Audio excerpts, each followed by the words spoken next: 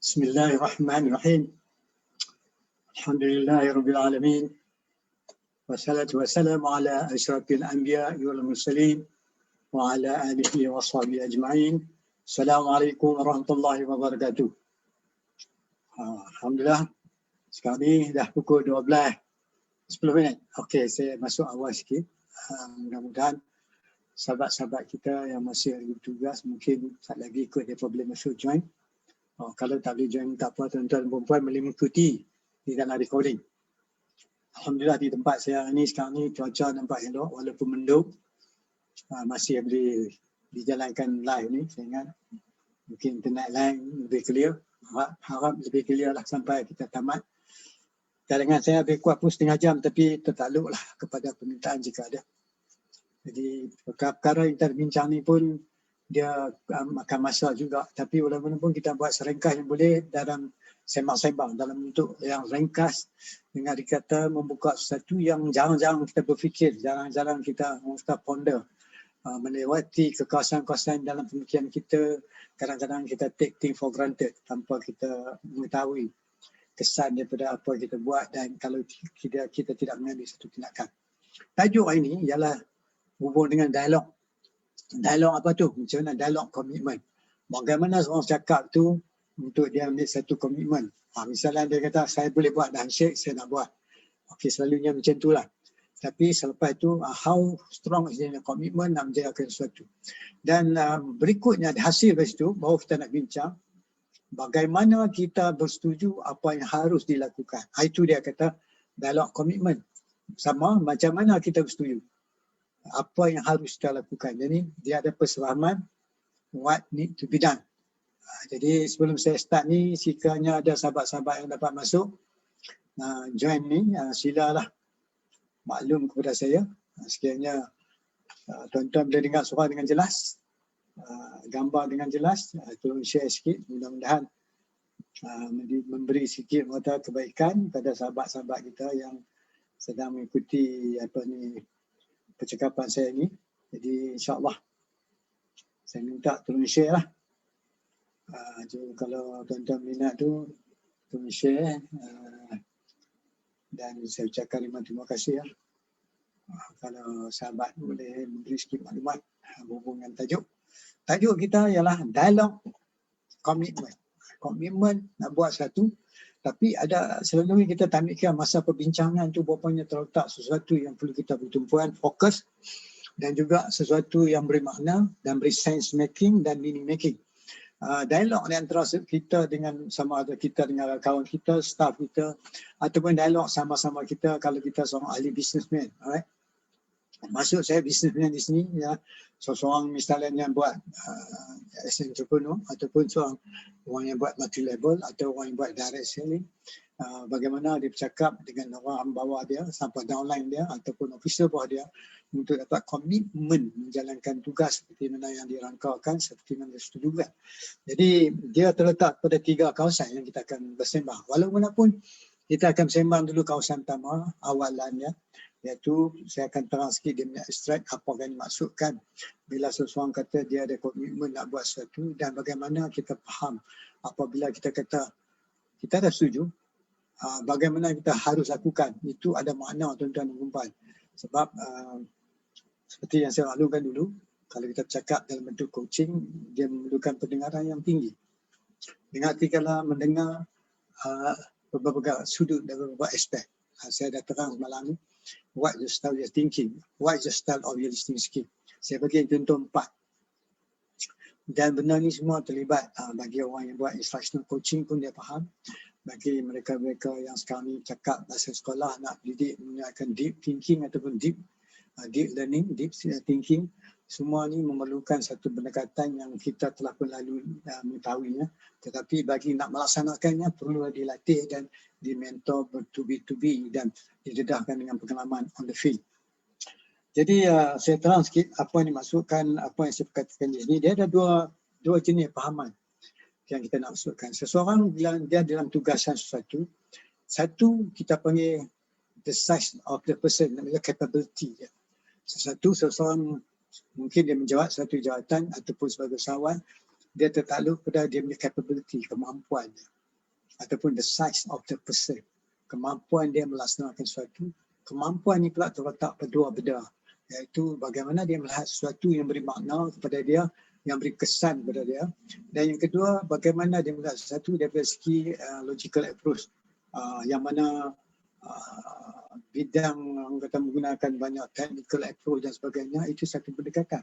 Tetapi walaupun dengan adanya technical approach dan sebagainya, jika tak diseimbang dengan social emotion atau emotional dia, maka mungkin teknikal pengembangan dia pun akan hiccup juga, akan terbantuk.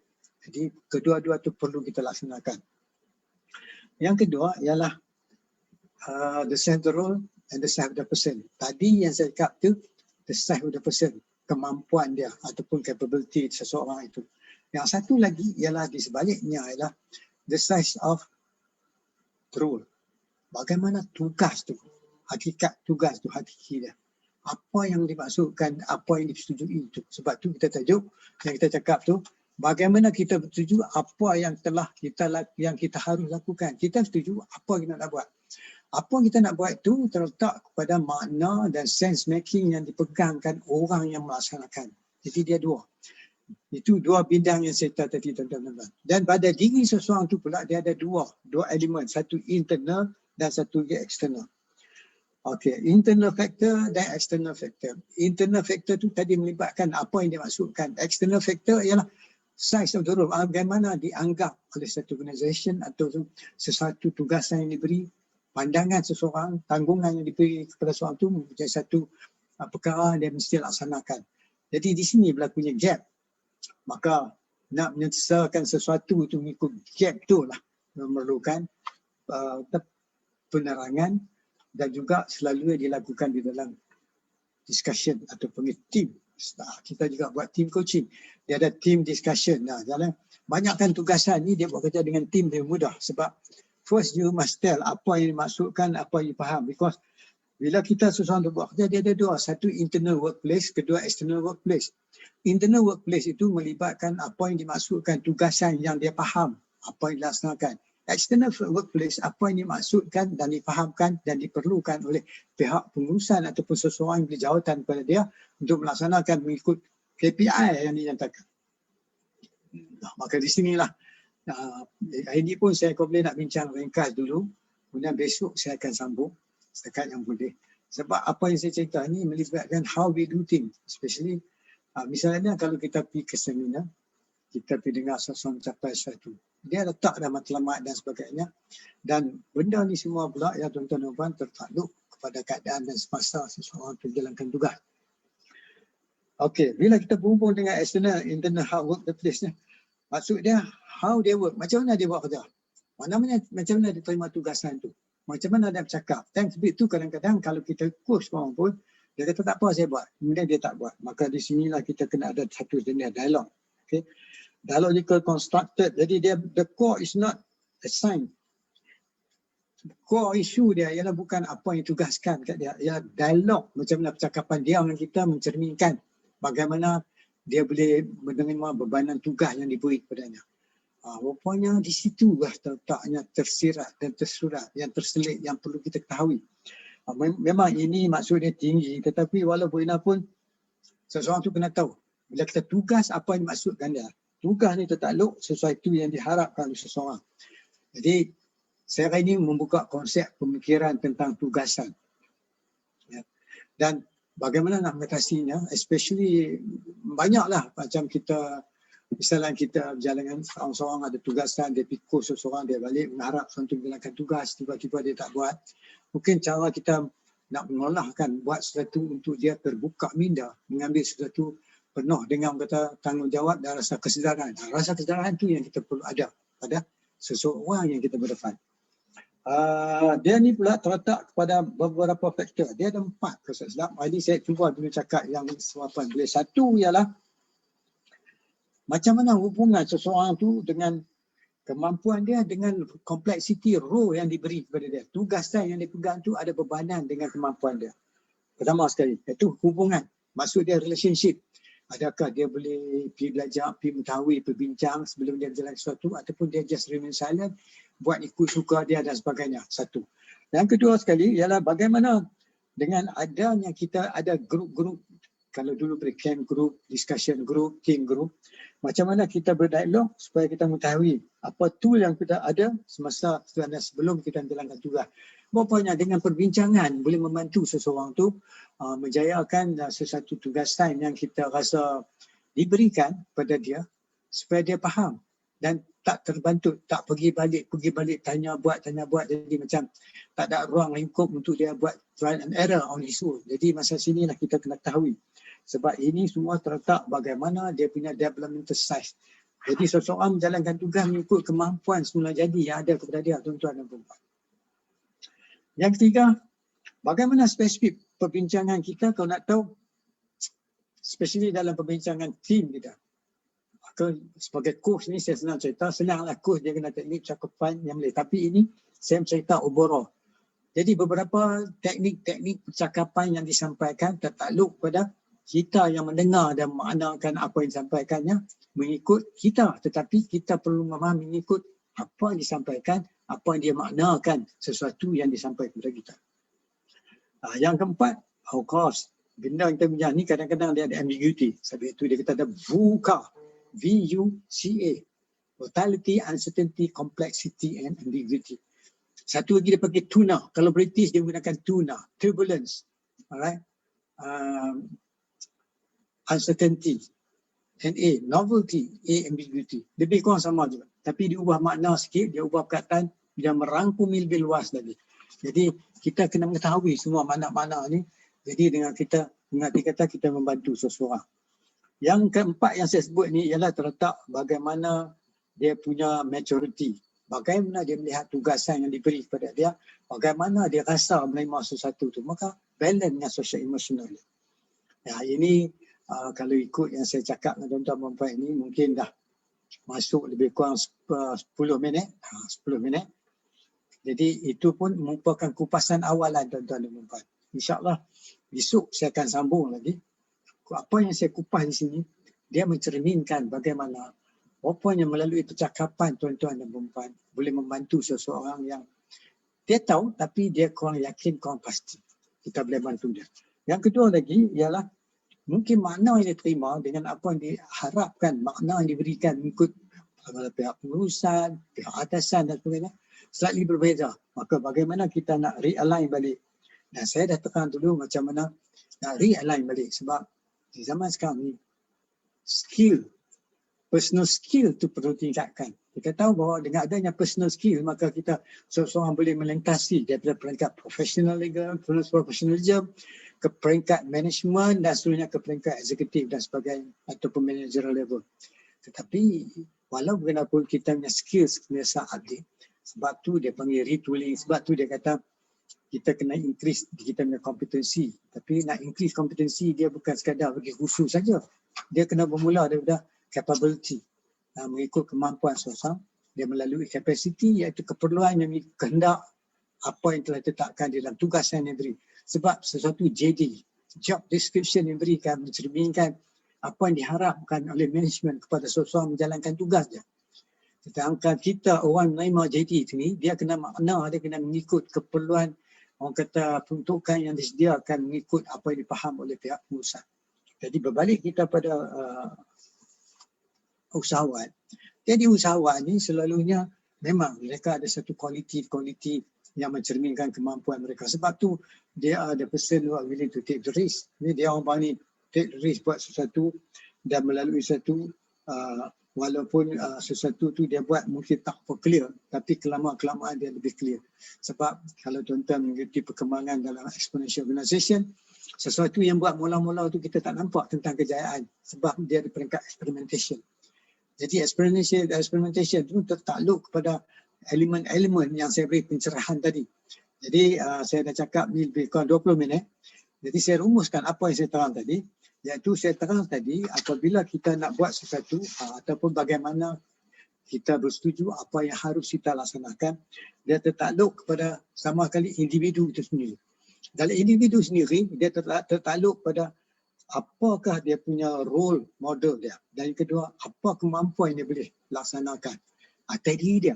Dan dari satu pandangan daripada management, Apa yang dimaksudkan role yang diberikan supaya dipahami oleh orang yang menerima tugasan tersebut. Jadi macam saya buat coaching dan kita mendengar seseorang yang sampaikan, walaupun mula-mula dia cakap satu panggil term, dia punya conundrum, dia cakap tu benda macam tak ada apa, tetapi di situlah terselip, tersembunyi, tersirat makna-makna yang boleh kita pull out, sebab bukan kita yang memberi kepada dia. Waktu coaching, kita mengeluarkan apa yang ada pada dia. First, we have to understand the relationship.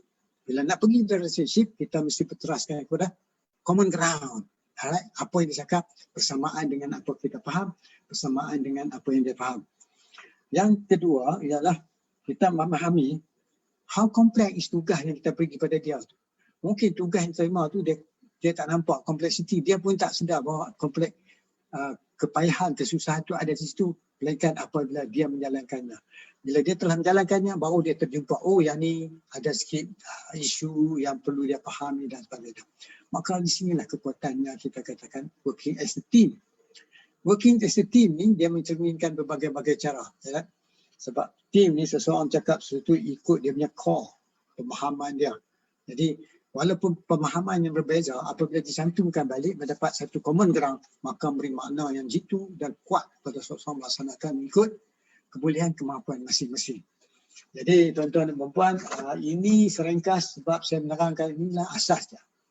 Jadi besok saya akan terang lagi ataupun kalau kesempatan mungkin pukul 5 ni saya akan buat lagi, sebab apa yang saya sampaikan ialah sesuatu bagaimana kita menggerakkan. Misalnya kalau ada orang downline dia, macam mana nak menggerakkan orang bawahannya. Sebab buat permulaan dia mesti fired, dia memang excited. Lepas lama kelamaan tu selalunya motivation dia kuat berteriman. Bila dia menurun macam mana nak pull dia balik. Bapaknya sebab tu teknik bercakap tuan-tuan. Cakap ni can be very positive. It doesn't mean tak ada negatif. Negatif pun tak apa. Kalau ada negatif menyebabkan kita pull out balik jadi positif. Kalau positif selalu saja pun dia akan jadi macam negatif. Because take things for granted. What it means that you caught under the comfort zone. Jadi kita nak elak dari comfort zone tu, maka kita adakan perbincangan, kita adakan dan sebagainya. Dan apa yang saya terang tuan-tuan dan puan-puan ni semua ada bersangkutan dengan kursus yang akan saya buat pada 24 bulan ni. Alright. Iaitu dipanggil leadership coaching. Jadi seorang pemimpin leader perlu memahami benda yang saya cakap itu, perbezaan antara meaning making dan sense making, iaitu kita punya capability. Alright. The size of the person dan the size of the role. Size of the role itu keupayaan kompleksiti tugasan yang diberi kepada dia. Kalau ikut buku yang dikarang oleh Robert Keegan dalam tahun 1990 something, dia kata tugas yang in and above the head. Dia kata kerja ni bagi in above the head. Kerja ni bagi itu kita macam tak nampak tak faham sebab maksud dia terlalu tinggi. Dia beyond kita punya meaning making. Dia beyond kita punya kemampuan, capacity. Sebab tu kita perlu di-coach supaya size, capability, meaning kita making kita tu meningkat tuan-tuan. Dengan kita meningkat seperti kita buka bell jar, sesuatu yang tutup muka kita. Bila angkat bell jar tu baru kita nampak, oh apanya ada gunung di sebaliknya. Sebab sesuatu yang block kita itu yang kata blind spot. So nak mengatasi blind spot tu kita perlu seorang coach untuk membantu kita. Okey tuan-tuan dan puan-puan, saya rasa saya dah cakap lebih kurang 20 minit. Jadi kalau tuan-tuan ada apa-apa soalan, tuan-tuan boleh tanya saya ataupun sini. Ini merupakan sesuatu yang saya sampaikan kepada tuan-tuan dan puan-puan yang mungkin kita boleh bincang lagi dengan detail. Saya buat ini peringkat pendek-pendek ini supaya dengan harapan tuan-tuan semua dapat mengikuti, memahami apa yang sampai di sini. Begitu juga lah bagi seseorang yang buat seminar ataupun konferensi antarabangsa, apa yang kita maksudkan dan penerimaan di other side bersamaan dengan kita merupakan satu relationship yang terbaik. Dan hubungan relationship itu merupakan satu understanding of first kita punya common ground. Jadi setakat ini tuan-tuan dan puan-puan, saya rasa seperti yang saya bilangkan, setakat ini esok kita akan sambung ataupun insyaAllah pukul 5 nanti saya akan sambung balik pasal kedua berhubung dengan bagaimana dialog komitmen. Nak tunjuk macam mana kita bercakap dialog komitmen, bagaimana kita bersetuju apa yang harus kita lakukan, harus dilakukan. How to say, how to discuss, ini merupakan suatu pendekatan. This is very tedious tapi it's worth to learn. Sesuatu yang memang ini bukannya sekadar kita membaca buku saja. dia melibatkan pengalaman. Sebab kita tahu learning and development dia melibatkan 70, 20 and 10%. Alright. Iaitu apa yang dimaksudkan ialah 70% pengalaman, experience yang kita lalui. Ya, yang membina kita, tak dapat kita lari dari pengalaman. Yang kedua ialah 20%. 20% how we develop the relationship. How we come about learning from there, improve doing certain thing through the relationship. 10% is through learning. Learning dan sebagainya. So khusus dan sebagainya yang tuan-tuan hanya 10%. 30% itu ada. So 70% is from our experience. The more, the bigger, the longer your experience can add value if you know how to do it. That's why kita need a coach to help you. Then 20% will be through kita how we manage to the relationship. Bila come to relationship, dia memerlukan maturity in social emotional. Itu social emotional maturity. Dan meaning making and sense making of the person. Rupanya 10% hanyalah khusus. So khusus ni sebab tu banyakkan dulu kita punya action learning. Dan sekarang people talking about deep listening. People talking about deep thinking. Ini merupakan sesuatu yang cuba saya fahamkan, memberi makna kepada semua yang memahaminya. Sebab pertama sekali, dialog. Sebab tu kita katakan dialog commitment. So dialog commitment ni mesti terlatih. Jadi mana certified coach, master coach yang berpengalaman, dia fahami yang kita dialog. Coaching is a method of dialog, perbincangan seseorang dengan sesuatu. Because dialog is different than discussion. Bila kita terdialog, dia mesti ada conceptual. Seseorang cakap tu berteras mana certain konsep yang dipegang. Bukan sembang gerombong kosong. Dia membuat sesuatu. Dan melihat sesuatu dari sudut konsep. Orang kata small theory. Dia kata walau kalau dia cakap sesuatu ada konsep, maka bermakna perbincangan dia tu. Kalau tidak ada konsep, tak boleh. Yang saiz seseorang tu, yang tertakluk kemampuan dia. Sebab tu pengalaman kita ada, kadang-kadang kita terlalu embedded, terpahat mengikut apa kita lalui dulu, sehingga kita tak mau meningkatkan balik mengikut keadaan semasa. Maka itu berlakunya blind spot. Bila berlakunya blind spot, itu terletak semua orang nak continue ataupun tidak. Sebab pembelajaran ni, tuan-tuan dan puan-puan, memang memerlukan sedikit disiplin dan sebagainya. Jadi saya ucapkan siapa yang dapat masuk, saya tak nampak melihat sini siapa yang masuk sebab saya masih dalam Zoom. Dan saya ucapkan terima kasih lah. Kalau you rasa benar ini berfaedah, boleh share. InsyaAllah kalau tak ada apa dengan tuan-tuan dan